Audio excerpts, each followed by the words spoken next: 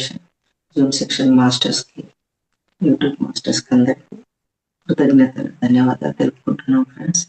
మరియు మనందరి గురువైన పితామహ బ్రహ్మ శిశు గారికి అనంత కోటి ప్రణామాలు తెలియజేసుకుంటున్నాను ఫ్రెండ్స్. అలాగే మన విశ్వ గురువులకు, జగద్గురువులకు, భౌతిక పరమైన గురువులకి అందరికీ ప్రణామాలు తెలియజేసుకుంటున్నాను. ఓకే ఫ్రెండ్స్, నా పేరు అనుజ. మేము హైదరాబాద్లో ఉంటాం, ఎల్బీ నగర్లో. మాకు ధ్యాన పరిచయం 2003. దానికి ముందు జీవితము, తర్వాత జీవితము ఫుల్ చేంజ్ అన్నమాట, మార్పు. ఎట్లా మార్పు జరిగిందంటే ధ్యానం చేయడం ద్వారా, ధ్యాన సాధన ద్వారా మా body, mind and soul healing, cleaning process అంతా జరగడం, ప్రశాంతత, మానసిక ప్రశాంతత పొందడం. అంటే నాలో ఉన్నటువంటి అజ్ఞానం తెలిసి తెలియక మనం ఆలోచించడం కానీ, ఆచరణ చేయడం, నాదే కరెక్ట్ అనుకోవడం. ప్రతి ఒక్కరు ధ్యానం తెలియని వాళ్ళు, చేయని వాళ్ళు ప్రతి ఒక్కరు నాదే కరెక్ట్ అనుకుంటారు. ఎందువల్లంటే జీవితం పట్ల సరైన అవగాహన లేకపోవడము. అంటే జీవితంలో జీవిస్తున్నామా, మనము ఆచరిస్తున్నామా, నటిస్తున్నామా అనేది కూడా మనకి తెలియదు ఫ్రెండ్స్. జీవితంలో మనం నటిస్తున్నామా, ఆచరిస్తున్నామా కూడా తెలియదు. అట్లా అంటే మైండ్ బాగా వర్క్ చేస్తూ ఉంటుంది. మనసు ఆధీనంలోనే ఉంటాము. ప్రతి ఒక్క మానవుడు, ధ్యానం తెలియని ప్రతి ఒక్క మానవుడు మైండ్ ఆధీనంలోనే ఉంటారు. మనసు ఎలా చెప్తే అలా నడుచుకోవడం జరుగుతుంది. ఆ మనసే నేను అనుకోవడము, మనసే నేను, మనసులో వచ్చే ఆలోచనలే నేను, ఆ మనసులో వచ్చే ఆలోచనలు కూడా నేనే అనుకోవడం ద్వారా, ఈ శరీరమే నేను అనుకోవడం ద్వారా ఇవన్నీ మనకి సందిగ్ధంలో పడేయడము, ఎవరు ఏ మాట మాట్లాడినా నెగటివ్ గా తీసుకోవడము, నన్నే అంటున్నారని, నాకే చెప్తున్నారని, అటువంటి ఎన్నో విషయాలు జీవితంలో ధ్యానానికి తెలియక ముందు అనుభవించినవి చాలా ఉన్నాయి. దానికి ముందు జీవితం కూడా, చిన్నప్పటి నుంచి ఉన్న జీవితం కూడా, నా అనుభవాలు, ధ్యాన అనుభవాలు కూడా మన లాస్ట్ వీక్ నేను షేర్ చేసుకున్నాను మహావతార్ ఫౌండేషన్ లో. కనుక ఆ తర్వాత ఆ ధ్యాన సాధన చేస్తున్నా కొలది మనకి ఎన్నో అనుభవాలు వస్తుంటాయి ఫ్రెండ్స్. అందరికీ కూడా వస్తూ ఉంటాయి ఏదో ఒక విధంగా. చాలా మంది ఏమనుకుంటారంటే నాకు అనుభవాలు రావట్లేదు అనుకుంటారు. అంటే ఏంటి, చూడడమే అనుభవాలు అని అనుకుంటారు అనమాట. మాస్టర్స్ కనబడాలి, నాకు హాస్టల్ మాస్టర్స్ కనబడట్లేదు, నాకు ఏవి వినిపించట్లేదు, చెప్పట్లేదు, నాకేం అనుభవం లేదు. అలా కాదు ఫ్రెండ్స్. మన శారీరక అనుభవాలు మరియు మానసిక అనుభవాలు, ఆత్మ అనుభవాలు, ధ్యాన అనుభవాలు ఇవి అతి సూక్ష్మంగా ఉంటాయి. అంటే శరీరము, మనసు, బుద్ధి, చిత్తము, అహంకారము ఇవన్నీ కూడా శరీరం తప్ప మిగతా అన్నీ కూడా సూక్ష్మాతి సూక్ష్మంగా ఉంటాయి. అవి మనకి కంటికి కనబడవు ఫ్రెండ్స్.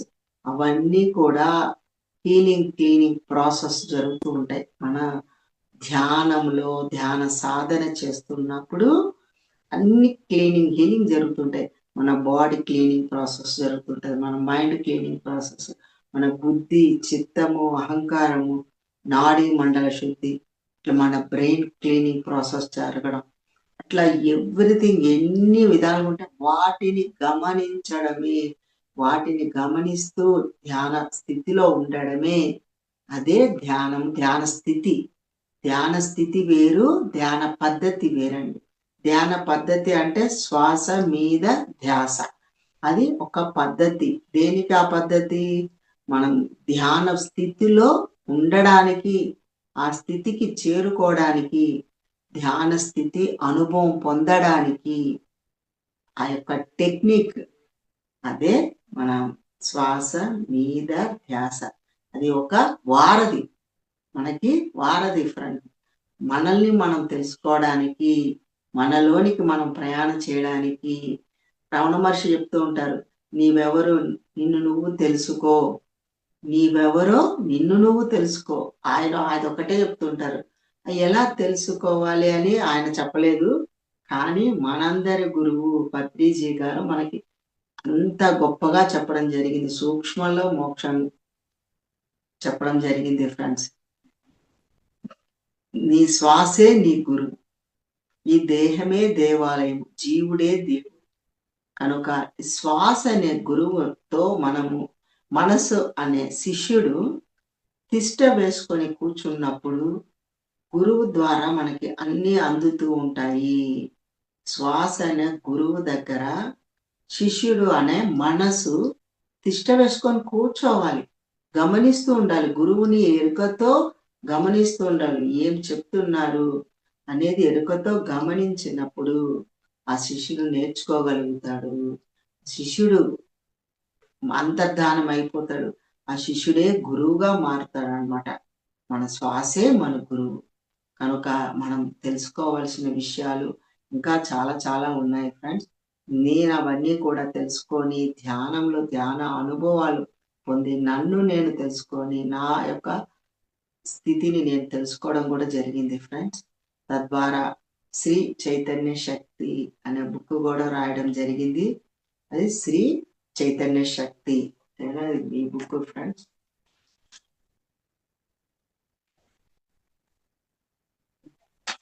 శ్రీ చైతన్య శక్తి పైన ఉంది పేరు, శ్రీ చైతన్య శక్తి అని పైన ఉంది పేరు. కింద శ్వాస యొక్క నిగూఢ రహస్యాలు, శ్వాసలోని నిగూఢ రహస్యాలు అనే దీని మీద ఈ బుక్ రాయడం జరిగింది. దాని విషయంగా మనము శ్రీయే వెలుగు అన్న టాపిక్ మీద మనము ఈరోజు చెప్పుకున్నాం. బుక్ పేరు శ్రీ చైతన్య శక్తి, శ్రీయే వెలుగు అనేది ఎందుకు యోగులు చెప్పడం జరిగింది. మన పూర్వీకులు, మన పెద్దలు, యోగులు, ఋషులు, మునులు అందరూ కూడా ఎట్లా చెప్తా, స్టార్టింగ్ ఎవరు ఫస్ట్ పేరు ఎవరిది మన ఉచ్చారణ చేయడం జరిగింది అంటే మాతృదేవో భవ, పితృదేవో భవ, ఆచార్య దేవో భవ, అతిథి దేవో భవ. ఇలాగా మనకి మాతృదేవో భవ అని ఎవరండి ఈ యొక్క శ్లోకంలో కూడా చెప్పడం జరిగింది. యోగులే, యోగులు, ఋషులు, మునులు వాళ్ళ యొక్క జ్ఞాన నేత్రం ద్వారా చూడడం జరిగింది. వాళ్ళ యొక్క జ్ఞాన నేత్రం ద్వారా చూడడం జరిగింది. ఏంటి యొక్క స్త్రీ యొక్క అపారమైన శక్తి, స్త్రీ యొక్క ఆర, ఆమె చుట్టూ ఉన్నటువంటి ఆర అంత గొప్పగా ఉండడము, ఆమె చక్రాలలో 4th చక్ర యాక్టివేషన్ లో ఉండడం, ఆమె ఏ ధ్యానము ఏ సాధన చెయ్యకుండానే ఒక స్త్రీలో 4th చక్ర అంటే అనాహత చక్రం, అనాహత చక్రం యాక్టివేషన్ లో ఉండడము వాళ్ళు గమనించడం జరిగింది ఫ్రెండ్స్. వాళ్ళలో ఉన్న గుణాలు కానీ, వాళ్ళ యొక్క ఆలోచన విధానము, ప్రేమతత్వము, అన్కండిషన్ లవ్, ఇవన్నీ వాళ్ళు చూడడం, వాళ్ళ యొక్క ఆరాలోనే వాళ్ళకి అన్ని కనబడతాయి. ఈ ఆర ఏ కలర్ లో ఉందో గుర్తించగలుగుతారనమాట. గుర్తించినప్పుడే ఇవన్నీ గ్రంథ రూపాన రాయడం కూడా జరిగింది ఫ్రెండ్స్. మీరు ప్రతి దాంట్లో ఎందులో చూసినా స్త్రీలు అంత గొప్పగా ఉన్నారు. కానీ అప్పుడు కాలంలో వాళ్ళు యోగులు, ఋషులు, మునులు అదే స్త్రీలకి వాళ్ళకి కానీ మీరు ఇంత గొప్ప వాళ్ళు, ఇంత శక్తివంతులు, ఇంత చైతన్యవంతులు, స్త్రీలంతా గొప్ప చైతన్యవంతులు అని చెప్తే ఎక్కడ వాళ్ళ అహం పెరిగిపోతుందో, వాళ్ళకి ఎక్కడ అందుబాటులో ఉండరో, వాళ్ళ కిందకి శరణాగతే సరెండర్ అయి ఉండరో అనే దీంతో వాళ్ళకి ఏ విషయాలు చెప్పరనమాట. చెప్పని కూడా చెప్పరు. ఏంటి మీ స్త్రీలు మీరు ఇంత గొప్ప శక్తివంతులు, ఇంత ఆధ్యాత్మిక ఎదుగుదల ఉన్న వాళ్ళని వాళ్ళకి చెప్పకుండా మీరు ఇంట్లోనే ఉండండి, మాకు ఏ పని మేము ఏ పూజలు వ్రతాలు ఏం చేసినా మాకు మీరు సాయం చేయండి, హెల్ప్ చేయండి, మా దగ్గర ఉండి సహాయం చేయండి, అంతే. అదే చెప్పే జరిగారు. కానీ ఒక గాయత్రి మంత్రం కానీ, అప్పటి కాలంలో గాయత్రి మంత్రం కూడా స్త్రీలు ఉచ్చరించరాదని కూడా, ఎన్నో మంత్రాలు ఉచ్చరించరాదని కూడా చెప్పడం జరిగింది. అంటే పురుషులు పక్కన కూర్చోడానికే అధికారం ఉంది తప్ప కొన్ని పూజలకు కూడా వాళ్ళు అనుమతించలే. తపస్సులు చేయడము, ధ్యానాలు చేయడము అలాంటివన్నీ ఏవి స్త్రీలకి వాళ్ళు చెప్పకుండా వంటగదిలోనే మీరు మాకు వండి పెడుతూ ఉండండి, అదే మీకు మొత్తం వస్తుంది, పుణ్యం అనేది అక్కడే మీకు స్టార్ట్ అవుతుంది. ఆ స్త్రీ కూడా భర్తనే పతియే దైవంగా భావించి ప్రతి ఒక్క స్త్రీలు భర్తని దైవంగా భావించి ప్రతి పనిని పూజలాగా చేసేవాళ్ళు. పూర్వకాలంలో ప్రతి పనిని పూజలాగా చేసేవాళ్ళు ఫ్రెండ్స్. కనుక మన అనాహత చక్రము ఒక స్త్రీకే ఎందుకు యాక్టివేషన్‌లో ఉంటది? స్టార్టింగ్ నుంచే తల్లి గర్భంలో ఉన్నప్పుడే అనేది మనం తెలుసుకోవాలి. అదే పురుషులు మూలాధార చక్రం నుంచి యాక్టివేషన్ చేసుకోవాలి అని కూడా యోగులే చెప్పడం జరిగింది. ఆ పాయింట్ మనం తెలుసుకోవాలి. ఎందుకు మనకు అంత పెద్ద పీట వేయడం జరిగింది? మనలో అనాహత చక్రం ఎట్లా యాక్టివేషన్‌లో ఉన్నది? అంటే మనం కొంచెం ముందుకు వెళ్ళాలి ఫ్రెండ్స్. మనం కొంచెం తెలుసుకోవాలి. అంటే సృష్టి గురించి తెలుసుకోవాలి. సృష్టి ఎలా సృష్టింపబడింది? ఎలా జరిగింది అనేది. అంటే ఉనికిని మనం గమనించినట్లయితే అంటే విశ్వం, ఈ మహావిశ్వంలో మూల చైతన్యం ముందు, ఆ చైతన్యానికి ముందే శూన్యము, పరిశూన్యము, మహాపరిశూన్యంతో ఉండడం జరిగింది. విశ్వమంతా శూన్యము, పరిశూన్యము, మహాపరిశూన్యంతో నింపబడి ఉంది. రామ్తా కూడా చెప్తారనమాట. రామ్తా ఎన్నో వేల సంవత్సరాలు తను విచారణ చేస్తూ ఉన్నారనమాట. అంటే ఫస్ట్ ఎన్నో యుద్ధాలు చేసి ఎంతో మందిని చంపడము, వేల మందిని చంపడం జరిగింది రామ్తా. రామ్తా విజ్ఞానం మనం చదివినట్లయితే మనకి అన్నీ అర్థమవుతాయన్నమాట. రామ్తా విజ్ఞానంలో చెప్పిన విషయం తను ఇట్లా ఎన్నో వేల మందిని చంపడం చేసిన తర్వాత తనకి ఇంకా వీటన్నిటిని భౌతికపరమైన విషయాలని పక్కన పెట్టేసి తను ఒక కొండపైకి వెళ్ళిపోయి తను అక్కడే ఉండడం, కూర్చోవడం చేస్తే ఆయన గాలిలో గాలే కలిసిపోయాడు. ఆయన గాలిలో వాయుతో కలిసిపోవడం జరిగింది. అది జరిగిన తర్వాత కొన్ని వేల సంవత్సరాలు ఆయన విచారణ చేయడం చేశాడంట. అంటే సృష్టి ఎలా జరిగింది? సృష్టి గురించి తెలుసుకోవాలి నేనని కొన్ని వేల సంవత్సరాలు ఆయన విచారణ చేయడం చేస్తే కొంత మన కంటికి కనపడేది చాలా 2% మాత్రమే. అంటే భౌతిక కళ్ళకి కనపడేది 2% మాత్రమే. ఇంకా యూనివర్స్ విశ్వాన్ని మనం చూస్తున్నా కూడా ఎంత చూడగలుగుతామో థర్డ్ ఐ ద్వారా 10% మాత్రమే. ఎవరికైనా థర్డ్ ఐ ఓపెన్ అయి ఉంది, థర్డ్ ఐ ద్వారా విశ్వాన్ని చూస్తున్నారు అంటే కూడా వాళ్ళు 10% మాత్రమే చూస్తున్నారు అని అర్థము. ఇంకా 90% ఎవరు ఇంతవరకు యోగులు, ఋషులు, మహానుభావులు, మహాత్ములు ఎవ్వరూ చూడలేదు కాక చూడలేదు. దానికోసమే ఆయన విచారణ చేస్తూ ఎన్నో వేల సంవత్సరాలు విచారణ చేస్తూ తిరగడం జరిగింది. కానీ మహాశూన్యంలో మొత్తం చీకటి అంట. శూన్యము, మహాశూన్యము, పరిశూన్యం అంతా మొత్తం చీకటి. ఆ చీకటిని చూడగలిగే శక్తి మనలో లేదు. ఆత్మకు కూడా అది చూడగలిగే శక్తి మనలో లేదు.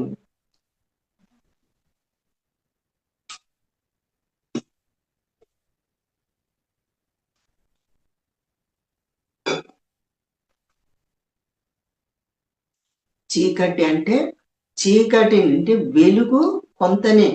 వెలుగు అనేది విశ్వంలో మనకు కనబడుతుంది అపారమైన వెలుగు. ఆ వెలుగు వెనక దాగి ఉన్నది చీకటి. ఉదాహరణకు చూడండి, మనం చీకట్లో దేనిని చూడలేం. మన 2 కళ్ళు కూడా కటిక చీకటిలో వేటిని చూడలేదు. అదే విధంగా యూనివర్స్ లో శూన్యం అంతా చీకటిమయం, చీకటితో నింపబడింది. అంటే ఒక శక్తి, చీకటి అంటే శక్తి అన్నమాట. అందుకే శ్రీకృష్ణుడు కలర్ కూడా ఏ కలర్? నీలి రంగు కలర్ లో ఉంటుంది. ఆ నీలి రంగు కలరు అది చీకటికి దగ్గరగా ఉంటుంది అన్నమాట. కనుక మనం ఆ వెలుగు వరకే మనం చూడగలుగుతాం. అది ఆ విధంగా రామ్తా మనకి చెప్పడం జరిగింది. అంటే ఈ విశ్వానికి పేరు మన యోగులు, ఋషులు, మునులు ఎన్నో పేర్లు పెట్టారు, పర్యాయ పదాలు. అంటే పరమాత్మ అని, ఆదిశక్తి, పరాశక్తి, విశ్వశక్తి, విశ్వమాత, పరబ్రహ్మ, పరమాత్మ, సర్వాంతర్యామి, అట్లా ఎన్నో పేర్లు అన్నమాట. ఎన్నో పేర్లు పెట్టడం ద్వారా అంటే చైతన్యం శూన్యం నుండి, శూన్య పరిభ్రమణంలో శూన్యం నుండి చైతన్యం ఏర్పడ్డము. ఆ చైతన్యం నుంచి శుద్ధ చైతన్యం ఏర్పడ్డము. శుద్ధ చైతన్యం నుంచి ప్రాణశక్తి ఏర్పడము, ప్రాణశక్తి నుండి పంచభూతములు ఏర్పడినాయి అన్నమాట. ప్రాణశక్తి నుండి పంచభూతాలు ఏర్పడినాయి. ఈ పంచభూతాలనే ప్రకృతి అని చెప్పడం చేశారు యోగులు. ప్రకృతి వాటిని స్త్రీతో పోల్చడం జరిగింది ఫ్రెండ్స్. అదే చైతన్యాన్ని పురుషుడు అని పిలవడం జరిగింది, పేరు పెట్టడం జరిగింది అన్నమాట.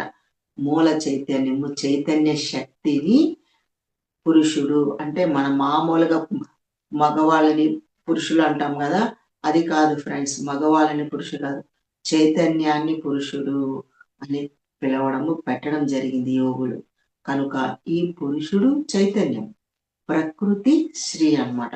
ఆ స్త్రీ నుంచే మనకు అన్ని సృష్టి, ప్రతి సృష్టి అంతా కూడా జరిగినది.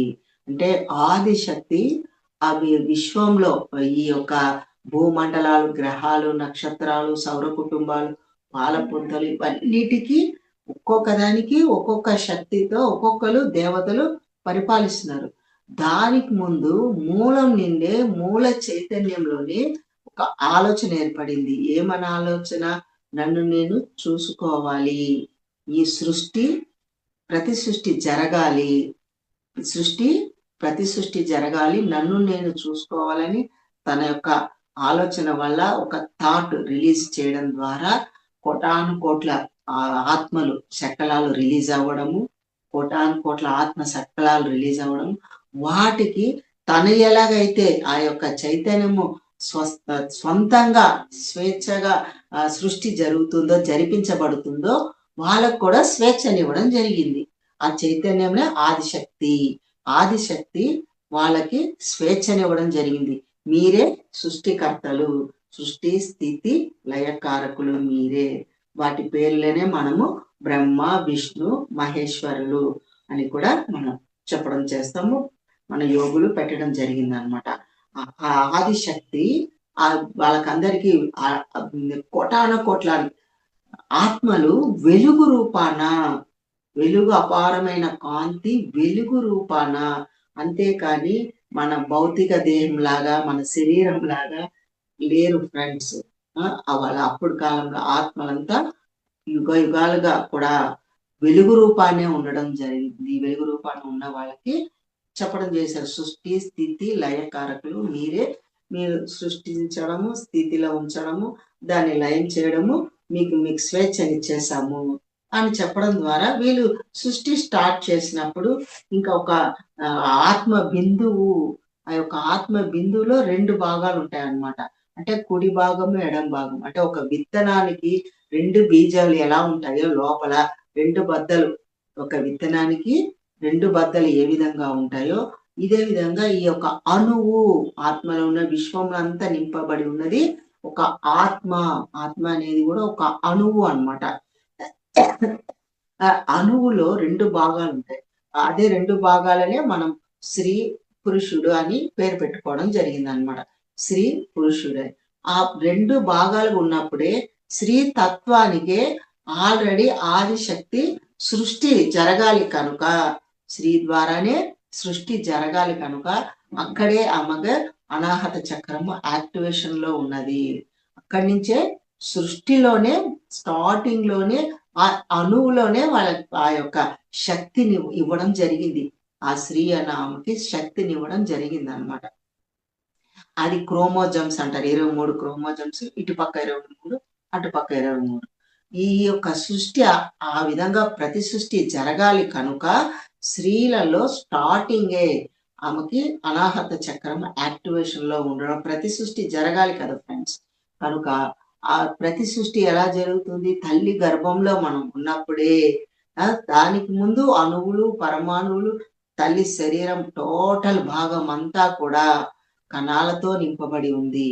ప్రతి ఒక్క దేహములో అణువులు, పరమాణువులతోనే నింపబడింది.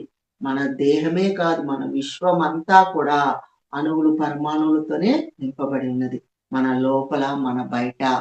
కనుక ఆ స్త్రీలో ఉన్న తత్వం బట్టి, ఆ శక్తిని బట్టి ప్రతి సృష్టి చేయగలిగే శక్తి ఆమెలో నిక్షిప్తమైంది, నింపబడి ఉంది అన్నమాట.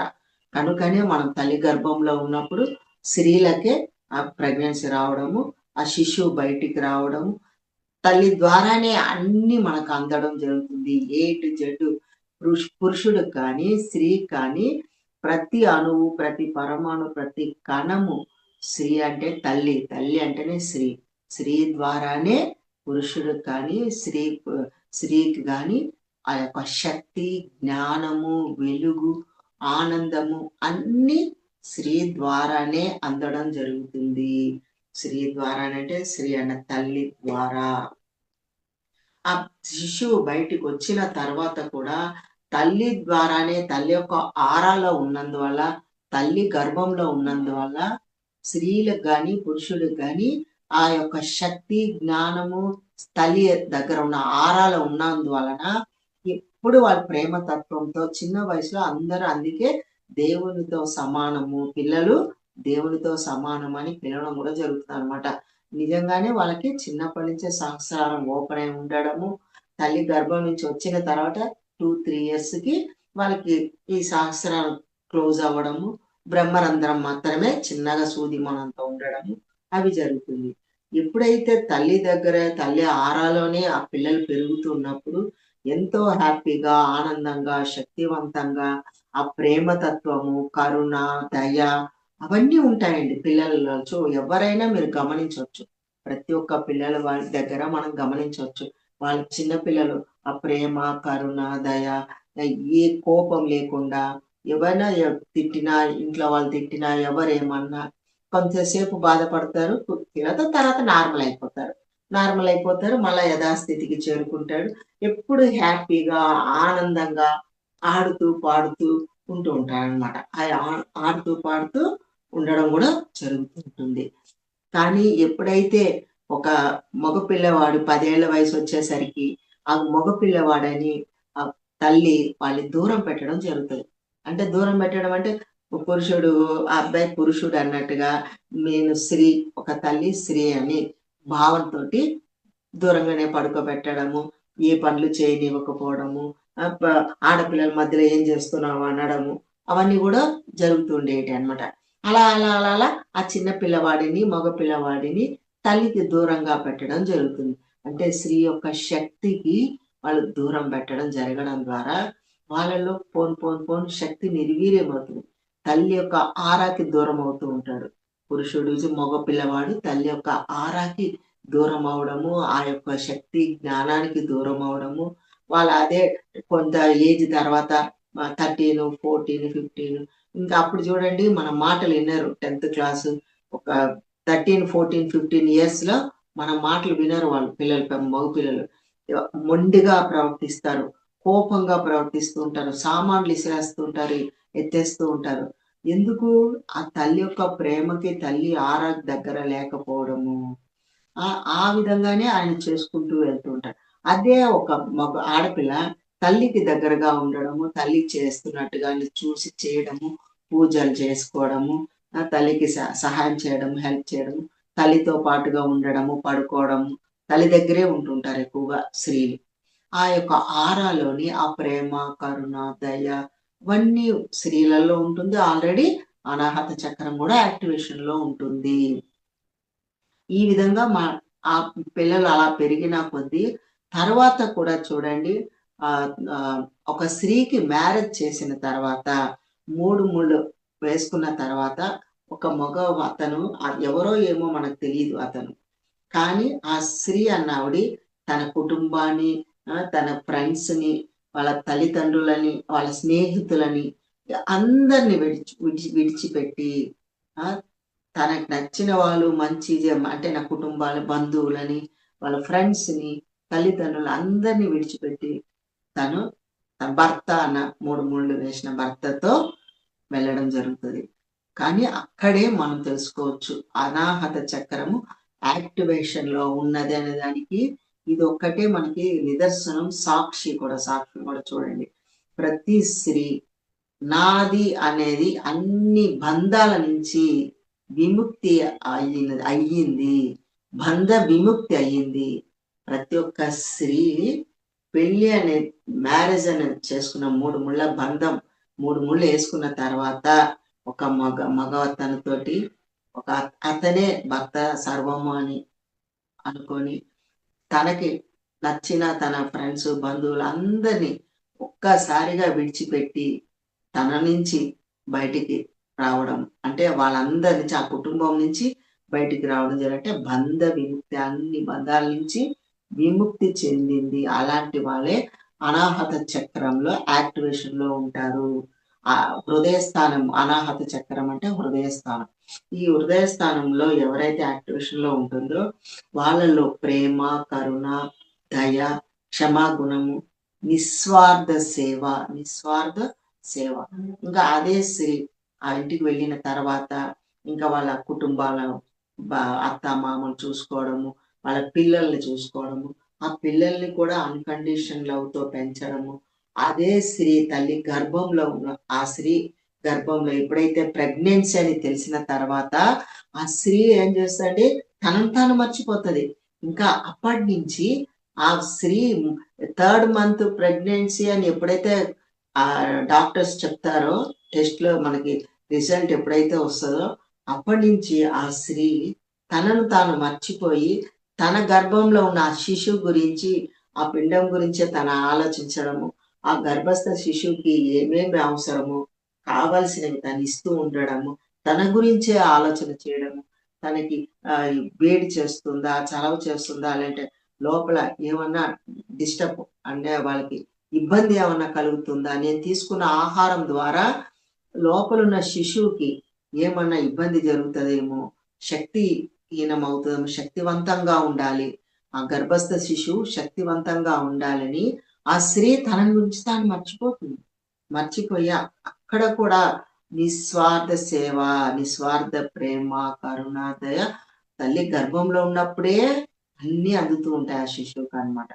ఆ తర్వాత బయటకు వచ్చిన తర్వాత కూడా ఆ శిశువుని ఆ పిల్లల్ని పుట్టిన పిల్లల్ని కంటికి రెప్పలాగా కాపాడుకోవడము, ఎట్లాంటి మురికిలో ఉన్నా కూడా మలమూత్రాలు విసర్జన చేసిన రాత్రి పగళ్ళు డే అండ్ నైట్ తన నిద్రని కూడా తను పక్కన పెట్టి తన నిద్రని పక్కన పెడుతుంది, తన ఆహారం సరిగా తీసుకోవడం ఉండదు, తన గురించి తాను ఎప్పుడు ఆలోచించడం ఉండదు, తన గురించి తాను వండుకోవడం తెలియదు.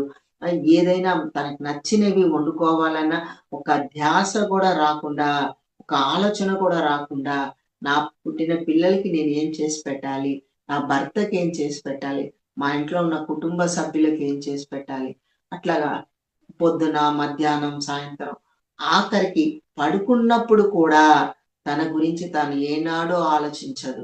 తన గురించి ఏనాడు ఆలోచించదు. ఏ విషయంలో, ఎటువంటి విషయంలో కూడా తను ఆలోచించకుండా మళ్ళా ఉదయానికి గురించి నైటే ప్లాన్‌లేసుకుంటూ ఉంటది. మా పిల్లలకి ఏం తయారు చేయాలి, ఏం చేసి పెట్టాలి రేపు, ఇంట్లో పెద్దలకు గాని, భర్తకు గాని ఎటువంటి అందియాలి, చేయాలి, ఏమేం తెచ్చిపెట్టాలి. అట్లా ఎప్పుడు నిరంతరము తన గురించి తను మర్చిపోయి, ఎదుటి వాళ్ళ గురించే తను అన్నీ ఆలోచించడము, చేయడము, సేవ చేయడము, నిస్వార్థ సేవ చేయడము, ఆ ప్రేమ, కరుణ, ఎంతో ప్రేమతో ఆహారాలు వండడము, వడ్డించడము, ఇవన్నీ అనాహత చక్రము యాక్టివేషన్‌లో ఉన్న వాళ్ళే చేయగలుగుతారు ఫ్రెండ్స్.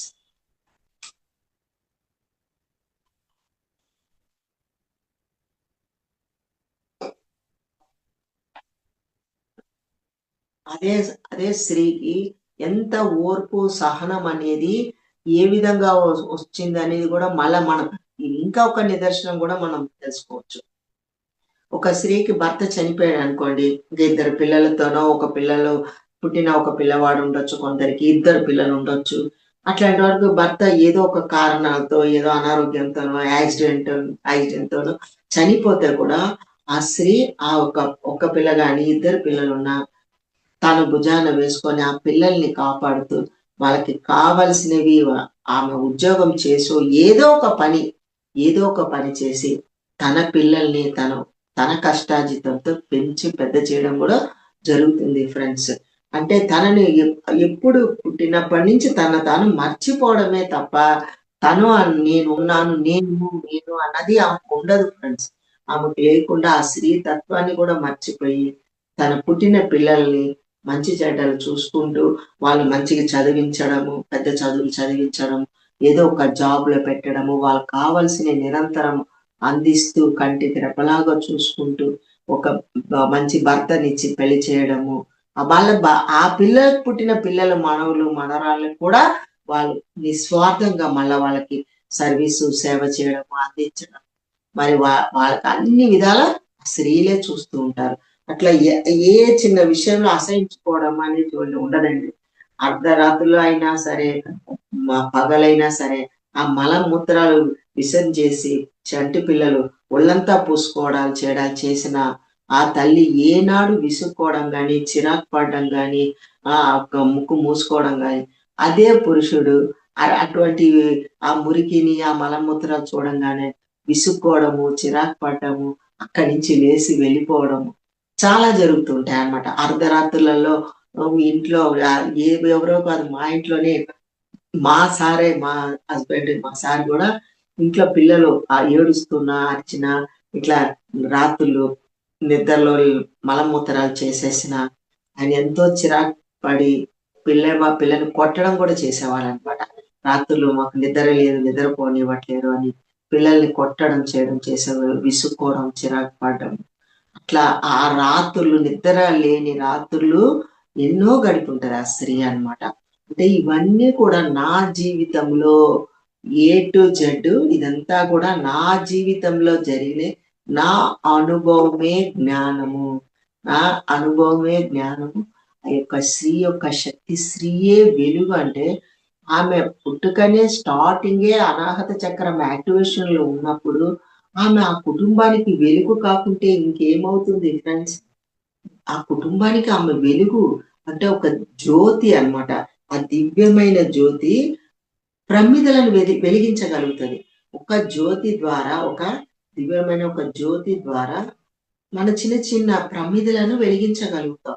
ముందు ఆ వెలుగు పెద్ద దీపానికి వెలుగు ఉంటేనే, ఆ జ్యోతి వెలుగుతేనే మిగతా చిన్న దీపాలని వెలిగించగలుగుతాం అన్నమాట. మనకే ఆ వెలుగు లేనప్పుడు ఆ చిన్న దీపాలను మనం వెలిగించలేం. కనుక ఆమె స్త్రీ అంత శక్తివంతురాలన్నమాట. ఆమె పుట్టుకనే ఇంత శక్తి. మరియు ఈ అనాహత చక్రము ఎవరికైతే యాక్టివేషన్‌లో ఉంటుందో, స్టార్టింగ్ నుంచే యాక్టివేషన్‌లో ఉంటదో వాళ్ళకి అంతర్వాణి, అంతరంగ ప్రబోధం, ఇన్నర్ వాయిస్, ఇన్నర్ వాయిస్ వినబడుతుంది. వాళ్ళ హృదయం నుంచి ఇన్నర్ వాయిస్ వినిపిస్తుంది. అది నాకు ఉన్నది ఫ్రెండ్స్. నాకు చిన్నప్పటి నుంచే అట్లా నాకు ఇంట్యూషన్. ఇంట్యూషన్ అంటే అంతర్వాణి. అంతర అంతర్వాణి వినగలగడం. అది విని దాని ద్వారా నేను మాట్లాడడము, చెప్పడం, చేయడం చేసేదాన్ని. కానీ అది అంతర్వాణి, అంతరంగ ప్రబోధము అది అనేది మనకి ధ్యానానికి ముందు తెలీదు ఫ్రెండ్స్. ఈ ధ్యానం తెలుసుకున్న తర్వాత, సాధన చేసిన తర్వాత మనకి ఈ బుక్స్, గ్రంథాలు చదివినప్పుడు మనకప్పుడు అవగతం వస్తుంది. అవగాహనకొచ్చిందనమాట. అంటే అప్పుడు నాకు తెలిసింది. ఓకే. నాకు ఉన్నది. చిన్నప్పటి నుంచే ఉంది. ఈ ఇంట్యూషన్, అనాహత చక్రం యాక్టివేషన్‌లో ఉన్న వాళ్ళకి మనకి ఇన్నర్ వాయిస్ వినపడుతూ ఉంటది. దానికి ఉదాహరణము మనం ఇంట్లో మన పేరెంట్స్‌కి గాని, మన భర్తకి గాని, మన పిల్లలకి గాని అని మనం చెప్తూ ఉంటాం. అప్పుడప్పుడు ఏవైనా విషయాలు ఇది మంచిది కాదు. ఇలా చేయండి, ఇలా చేయకండి. పిల్లలకు కూడా చెప్తాను. ఇలా చెయ్యి, ఇలా చెయ్యొద్దు. ఇలా చేస్తే నీకు కరెక్ట్ కాదు. మంచి జరగదు. అవన్నీ ముందే చెప్తామనమాట. మనం ఫ్యూచరు జరిగేటియన్ని స్త్రీలు చెప్తూనే ఉంటారు ఇంట్లో అందరికి. పురుషులకి చెప్తారు, పిల్లలకి చెప్తారు, పెద్దవాళ్ళకి కూడా చెప్తూ ఉంటారు. కానీ పెడ చెవిన పెడతారు. పిల్లలు వినరు. మన ఇంట్లో పెద్దవాళ్ళు కూడా, భర్తలు కూడా వినరు. భర్తల ఉద్యోగాలు ఎక్కడెక్కడో ఏవేవో చేస్తూ ఉంటారు. వాళ్ళకి తెలిసిన వాళ్ళకి డబ్బులిచ్చేయడము, చీటీలు ఏవైనా ఎన్నో విషయాలలో మగవాళ్ళు పాల్గొంటూ ఉంటారు అన్నిట్లలో. కానీ ఆ స్త్రీ చెప్తూ ఉంటది. మీకిది కరెక్ట్ కాదు. మీరిది చేయకండి. మీకు ఇది ఈ వర్క్ రాదు. ఈ వర్క్ చేసినందువల్ల మీకు అన్నీ నష్టమే జరుగుతాయి. మీరు చెయ్యలేరు అని ఆవిడ ముందే ఇంట్యూషన్ ఇస్తూ ఉంటుంది. ఇంట్యూషన్ ఇచ్చినా గూడా వాళ్ళు అర్థం చేసుకోలేని కెపాసిటీ శక్తి అన్నమాట. వినరు. వినకుండా తర్వాత లాస్ వచ్చిన తర్వాత బిజినెస్‌లో లాస్ రావడం, ఏదో చిటీలు గాని, ఆర్థిక ఇబ్బందులు ఎన్నో విషయాలలో ఏవో విధంగా వాళ్ళు ఇబ్బంది పడుతూ ఉంటారు. కానీ స్త్రీ చెప్పింది కదా అని ఆ మాట వినడం గాని, పెడచెవిన పెట్టడం చేస్తూ ఉంటారనమాట. ఇవన్నీ స్త్రీలకి సహజంగానే సహజ అవబోధ. ఇవన్నీ కూడా స్త్రీలకి సహజ అవబోధ ఉంది. కానీ ఇప్పుడు కాలంలో స్త్రీలు అనాహత చక్రాన్ని కొంచెం దాన్ని అజ్ఞానం ద్వారా వాళ్ళ యొక్క అజ్ఞానము, అమాయకత్వం అనుకోవచ్చు. అజ్ఞానం. ఆ యొక్క చక్రం కూడా బ్లాక్ ఏర్పడి ఉండవచ్చు. ఆ బ్లాక్ ఏర్పడినప్పుడు వాళ్ళలో దుఃఖము, అశాంతి, టెన్షను, భయాందోళన ఏదో ఒక విషయంలో స్త్రీలకి టెన్షను, భయాందోళన, అశాంతి ఇవన్నీ ఫేస్ చేస్తున్నారు ఫ్రెండ్స్. ఎందుకు ఫేస్ చేస్తున్నారంటే వాళ్ళలో అజ్ఞానం ఇప్పుడు కాలంలో తినకూడనివి తినడము, చేయకూడనివి చేయడము, మాట్లాడకూడనివి మాట్లాడటము, ఆలోచన చేయకూడనివి ఆలోచన చేయడము, చూడకూడనివి చూడడం అన్నీ ఇప్పుడు అతిగా ఇప్పుడు మనకి సంబంధం లేని అన్నీ కూడా వాళ్ళు వినడము, చూడడము. మన ముందు కాలంలో గాని స్త్రీలు వాళ్ళకి సంబంధించినవి మాత్రమే వాళ్ళు చేసుకుంటూ, వాళ్ళకి కావాల్సినవి, వాళ్ళ కుటుంబానికి కావాల్సినవి వండుతూ, వాళ్ళకి పెడుతూ, వాళ్ళ కుటుంబ సభ్యులకి సహాయం చేస్తూ, అందరూ ఒక దగ్గర 10 మంది ఒక దగ్గర ఉండడం జరిగేది. పిల్లలు, పెద్దలు, అత్త, మామలు 10 మంది ఒక దగ్గర ఉండడం వల్ల వాళ్ళకి కావాల్సినవి వండడము, పెట్టడము, సేవలోనే నిమగ్నమయ్యేవాళ్ళు. వాళ్ళు ఇంకొక విషయం ఆలోచించడానికి కూడా వాళ్ళకి టైం ఉండేది కాదు. అంటే వాళ్ళు చేసే పని ప్రతి సమయం, ప్రతి పూట వాళ్ళ వర్క్ మీదే ధ్యాస. పని మీదే ధ్యాస. అంటే ఏంటి అర్థం? పనియే దైవం. పనియే దైవం. మనం ఏ పని చేస్తున్నామో ఆ పని మీద ధ్యాస ఉన్నప్పుడు అదే ఎరుక. ఎరుకతో ఉన్నప్పుడు ఈ క్షణం లివింగ్ ఇన్ ద మూమెంట్‌లో ఉన్నప్పుడు వర్తమానంలో జీవిస్తూ, వర్తమానంలో మన పని మనం చేస్తున్నప్పుడు, వర్తమానంలో మనం జీవిస్తూ, వర్తమానంలో ఎరుకతో ఉండి ఏ పని చేసినా అది పూజ కింద అవుతుంది. పూజతో సమానము. భగవంతునికి చేసే పూజతో సమానమనమాట. కనుక మన పూర్వీకులు, మన పెద్దలు, మన తల్లిదండ్రులు, మా నానమ్మలు, అమ్మమ్మలు 100 ఇయర్స్ బతికారండి. మా నానమ్మ, మా అమ్మమ్మ 100 ఇయర్స్ 100 ఏండ్లు 101 సంవత్సరం, 102 సంవత్సరాలు అట్లా బతికిన వాళ్ళు. మా అమ్మ జనరేషన్, మా అమ్మ జనరేషన్‌కి 85 సంవత్సరాలు 85 ఇయర్స్. 85 ఇయర్స్ బతికారు మా అమ్మ వాళ్ళనమాట. అట్లా జనరేషన్‌లో ఇంకా ఆయుష్ తగ్గిపోవడం కూడా జరుగుతుంది. అంటే వాళ్ళ యొక్క ఆలోచన విధానము మార్పు, చేర్పు జరగడం. ఇప్పుడు ఉదాహరణకు నేను 8 మంది ఆరుగురు అక్క చెల్లెళ్ళు, ఇద్దరు తమ్ముళ్ళు 8 మంది మొత్తం తల్లిదండ్రులు అంతా కలిపి ఒక్క ఇంట్లోనే 10 మెంబర్స్. మా నానమ్మ మళ్ళా ఉండేది. మా నాన్నమ్మ కూడా ఉండేది. నానమ్మ, అమ్మమ్మ వాళ్ళందరూ ఒక్క ఇంట్లో 12 మంది ఉండేవాళ్ళం. 12 మందికి చూడండి రోజు నిత్యము పూటకి 12 మందికి ఎన్ని రకాలుగా వాళ్ళు ఎంత సేవ చేసి తరించారు మన పెద్దలు, మన పూర్వీకులు. ఇప్పుడు కాలంలో భార్యాభర్తలు ఇద్దరు ఉండడమే గొప్ప విషయం అన్నమాట. చిన్న విషయం కాదు. వాళ్ళకి ఇద్దరు కూడా ఎక్కువైపోయారన్నమాట. ఒక్కడే ఉంటే చాలు. ఒక్కళ్ళనే కనడం కూడా చాలా మంది ఇప్పుడు ఒక్క పిల్లడితోనే స్టాప్ చేసుకుంటున్నారు కూడా. ఇద్దరు కూడా అవసరం లేదని ఒకరితోనే కూడా స్టాప్ చేసుకుంటున్నారు. అయినా వాళ్ళ హృదయ వికాసం లేదు. అంటే దేనినైనా అతిగా ఆశించినప్పుడు ఇప్పుడు కాలాన్ని బట్టి ప్రతీదీ అతిగా ఆశించడం. అంటే ఏంటి? బ జాబు పెద్ద పెద్ద జాబ్సే కావాలి. లక్షల మీదే ఉండాలి. లక్షల మీదే సంపాదించాలి. ఒక ఇల్లు కట్టుకున్నామంటే అంత విల్లాసే కట్టుకోవాలి. ₹1,00,00,000 దాటాల్సిందే ఆ విల్లా. ఆ విల్లా తీసుకుంటే ₹1,00,00,000 దాటాల్సిందే.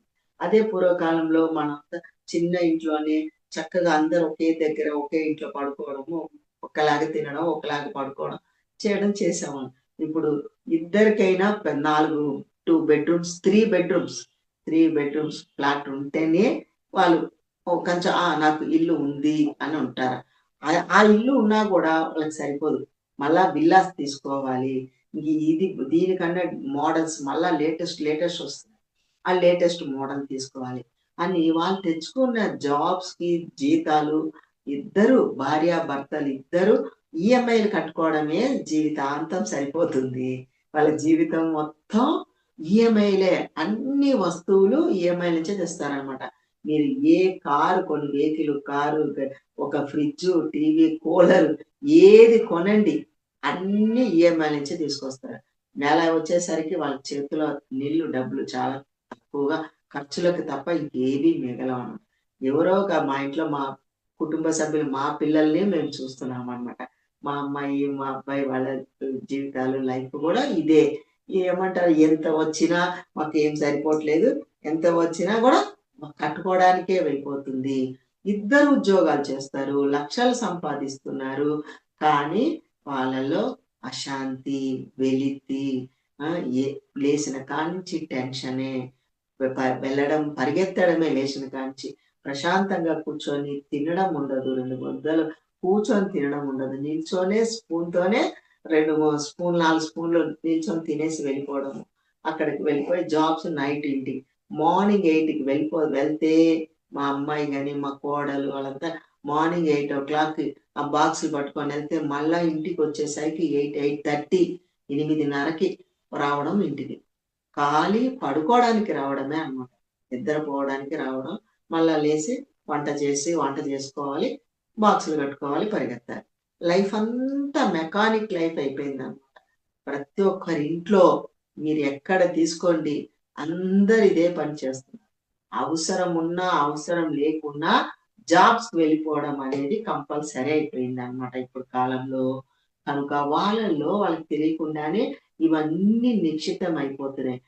అశాంతి, టెన్షను, భయాందోళన. ఇప్పుడు ఇలా ఉన్నాను. అంటే వాళ్ళలో అశాంతి, భయాందోళన ఇవన్నీ రావడం వల్ల మానసిక ప్రశాంతత లేకపోవడం వల్ల శారీరకంగా వాళ్ళకి ఎనర్జీ డౌన్ అయిపోతుంది. ఆ ప్రాణశక్తి డౌన్ అయిపోవడం వల్ల వాళ్ళకి డిసీజ్ అనేవి స్టార్ట్ అయిపోతున్నాయి. అనారోగ్యము ఏదో ఒక విషయంలో ఏదో ఒక దగ్గర అనారోగ్యం స్టార్ట్ అయిపోతుంది. హెడేక్ రావడము, migraine, back pain, neck pain ఏదైనా తీసుకోండి ఏదో ఒకటి. ఇంకా డబ్బులు మనీ అంతా డాక్టర్‌లకి ఇవ్వడము, మెడిసిన్‌లు తీసుకోవడం ఇదే జరుగుతుందన్నమాట లోకమంతా. కానీ స్త్రీకి ఉన్న శక్తిని వాళ్ళు గుర్తించినట్లయితే తెలియక ఫ్రెండ్స్ ఇవంతా కూడా తెలవక ఎప్పుడైతే నాకు కూడా తెలియదు ఫ్రెండ్స్ ఇవన్నీ కూడా తెలవక నేను అజ్ఞానంలో ఉండి నేను కూడా అశాంతి, టెన్షను, బాధ, దుఃఖం ఇయన్నీ నేను అనుభవించి పడి లేసిన దాన్నే. నేను కూడా ఆయాసము, ఈ ఆస్తమా ప్రాబ్లమ్‌తో బాధపడిన దాన్ని. ఇవన్నీ ధ్యానం తెలుసుకొని సాధన చేసిన తర్వాత, ఆత్మ జ్ఞానం తెలుసుకున్న తర్వాత, నన్ను నేను తెలుసుకున్న తర్వాత, నాకు ఈ యొక్క ధ్యానంలో మన గురువుగారు ఎప్పుడు కనబడినప్పుడల్లా, "మేడం బుక్ రాయండి, బుక్ రాయండి" అని 3, 4 సార్లు చెప్పేటోళ్ళు. చెప్పి ఒకసారి స్టేజ్ మీదకే పిలవడం కూడా చేశారు. పిలిచి అక్కడ కూడా మా సారు 2 చేతులు జోడించి మరీ నాకు చెప్పడం చేశారు. లేదు సార్ తప్పకుండా నేను రాస్తాను, చేస్తానని. ఇంకా అప్పటినుంచి బుక్కు నాలో నేనే ధ్యానంలో కూర్చొని నాకు ఏ కాన్సెప్ట్ రాయాలో తెలీదు. ఏ విషయంలో దేని మీద ఎలా రాయాలో తెలీదు. కానీ గారికే నేను అప్పజెప్పుకుండేదాన్ని. సార్ మీరు నన్ను రాయమని చెప్తారు. నాకు ఏది ఏది అందలేదు. ఏ కాన్సెప్ట్ మీద రాయాలో నాకే తెలీదు. మీరే నాకు అందించండి. ఏ కాన్సెప్ట్ మీద రాయాలో మీరే నాకు అందించండి అనేసి సార్‌కే నేను అప్పజెప్పుకొని ధ్యానంలో కూర్చుండేదాన్ని. అట్లా కొద్ది రోజులకి నాకు శ్రీ చైతన్య శక్తి అని పేరు నా ఇన్నర్ నుంచే నాకు వినపడేది. నా ఇన్నర్ నుంచే నాకు వినపడింది. వినపడినప్పుడు అప్పుడు నేను గ్రహించి నా ఇంట్యూషన్ నాకు తెలుస్తది. ఇన్నర్ నుంచి వస్తే ఇది కరెక్ట్ అని. ఇంక అప్పుడు నేను పేరు ముందు టైటిల్ రాసి గారి పేరు పెట్టి గారికి అంకితం అని టైటిల్ రాసి శ్రీ చైతన్య శక్తి పేరు పెట్టి ఇంకా అప్పటి నుంచి నాకు ఇప్పుడు నేను చెప్పిన జ్ఞానం అంతా నాకు అందింది ఫ్రెండ్స్. నేను చెప్పిన జ్ఞానం అంతా నాకు అందడము. పంచభూత తత్వాల గురించి కూడా అందడము. ఇవి శ్వాస గురించి కూడా కొంత సబ్జెక్ట్ అందడం. ఇవన్నీ కూడా మళ్ళా మనం తర్వాత చెప్పుకుందాం. ఓకేనా ఫ్రెండ్స్? ఓకేనా?